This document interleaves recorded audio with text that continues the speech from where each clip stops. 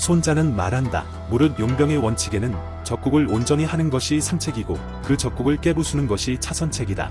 적 일구를 온전히 이기는 것이 상책이며 쳐부수는 것은 차선책이다. 적 일여를 온전히 이기는 것이 상책이며 쳐부수는 것은 차선책이다. 적 일조를 온전히 이기는 것이 상책이며 쳐부수는 것은 차선책이다. 적 일호를 온전히 이기는 것이 상책이며 쳐부수는 것은 차선책이다. 그렇기에 100번 싸워 100번 이기는 것이 최상책이 아니며 싸우지 않고 적을 굴복시키는 용병이 최상책이다.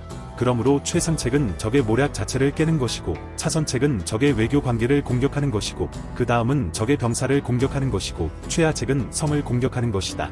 성을 공격하는 것은 부득이하게 정말 어쩔 수 없는 상황일 때 사용하는 방법으로 군원을 수선하고 기구를 갖추는 데 3달이 걸린다. 거인이 완성되는 데에만 또 3달이 걸린다. 장수가 그 분을 이기지 못해서 개미처럼 성벽에 붙게 하면 병사들의 3분의 1을 죽게 만들고도 성을 함락시키지 못하니 이것이 공격하는 쪽의 재앙이다.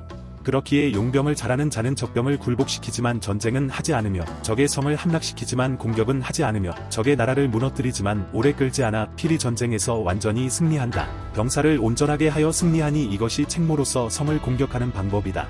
그러므로 용병의 원칙은 적군보다 10배면 포위하고 5배면 공격하고 2배면 분산시켜 공격하고 맘먹으면 대적하여 싸우고 적으면 적에서 달아나고 승산이 없으면 적을 피해야 한다. 그래서 작고 약한 군대가 무리하게 싸우면 강대한 적의 포로가 될 따름이다. 장수란 나라를 보좌하는 자이다. 보좌하여 군주와 친밀해지면 나라는 필히 강성해진다. 보좌하여 군주와 틈이 벌어지면 국가는 필히 쇠약해진다. 그러므로 군주가 군의 환난을 가지고 오는 상황이 3가지가 있다. 첫째는 군대의 진격이 불가능한 상황임에도 불구하고 진군을 명령하는 것이고 군대의 퇴각이 불가능한 상황임에도 불구하고 후퇴를 명령하는 것이다. 이것을 고삐가 물린 군대라고 한다. 둘째는 상군의 사정을 알지 못하면서 상군의 군정에 간섭하면 즉시 군사들의 의혹을 산다. 셋째는 군주가 상권의 권한을 알지 못하면서 상군의 직책을 맡는다면 즉시 군사들이 회의를 품게 된다. 이처럼 상군의 의혹과 회의가 있다면 제후들이 난을 일으키니 이것이 아군을 혼란하게 하고 적이 승리하게 이끌어준다고 하는 것이다. 따라서 승리를 예지하는 5가지가 있다. 첫 번째, 싸워야 될 때와 싸우면 안 될 때를 아는 자는 승리한다. 두 번째, 병력의 대소규모에 따라 용병을 하는 자는 승리한다. 세 번째, 장수와 병사 상하 간에 한마음이 되면 승리한다. 네 번째, 준비된 상태에서 준비하지 못한 적과 대적하면 승리한다. 5번째, 장수가 유능하고 군주가 통제하려 하지 않으면 승리한다. 이 5가지가 승리를 예지하는 이치이다. 그러므로 말한다. 적을 알고 나를 알면 100번 싸워도 위태롭지 않다.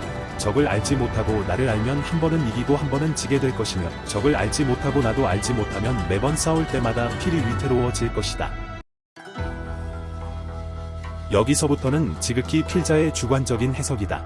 손자병법을 읽어보지 않은 사람들은 그가 전쟁에 대한 병법서를 썼기 때문에 그를 전쟁광으로 인식할 수도 있다. 그러나 이 3장 모공편을 읽어본다면 그는 전쟁광이 아닌 것을 알 수 있다.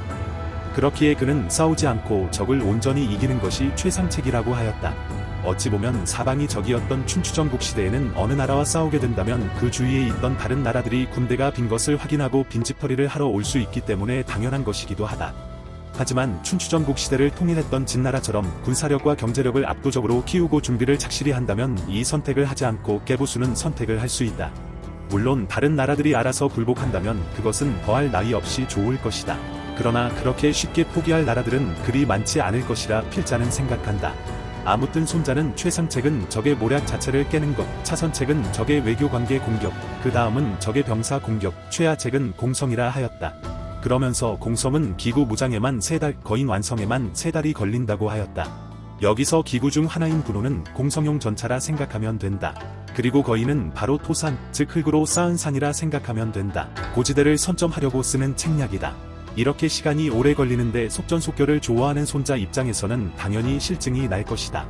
그리고 막상 그렇게 하고도 분을 못 이겨 때를 기다리지 못하면 큰 손해를 볼 수도 있으니 손자는 이 계책을 꺼려할 것이다. 그래서 여기서도 속전속결을 다시 한번 짚어준다. 그 뒤 예외적인 상황도 있겠지만 일반적으로 아군과 적군의 병력 비교에 따라 상황 대처법을 나눈다. 요약하자면 일반적으로 적군보다 아군이 많거나 같으면 싸우지만 열세이다면 싸우지 말라는 것이다. 그 다음에는 장수와 군주의 관계를 다루는데 군주가 상군에 대하여 잘 모르면서도 자꾸 간섭을 한다면 파멸을 할 수 있다는 경고를 하고 있다. 그리고 승리를 예지하는 5가지를 말하는데, 싸워야 할 때와 안 될 때, 즉 때를 아는 자, 병사의 규모에 따른 용병법을 아는 자, 장수와 병사 간의 마음을 하나로 모으는 자. 나는 준비가 되어 있지만 상대는 준비가 잘 안 돼 있는 상태, 장수가 유능하면서 군주가 통제하지 않는 상태를 말한다. 마지막으로 적을 알고 나를 알면 100번 싸워도 위태롭지 않고, 적을 알지 못하고 나를 알면 한 번은 이기고 한 번은 지게 되고, 적을 알지 못하고 나도 알지 못하면 싸울 때마다 무조건 위태로워진다 말하는데, 사람들은 지피지기 100점1승으로 알고 있으나 원물은 지피지기 100점 불태이다.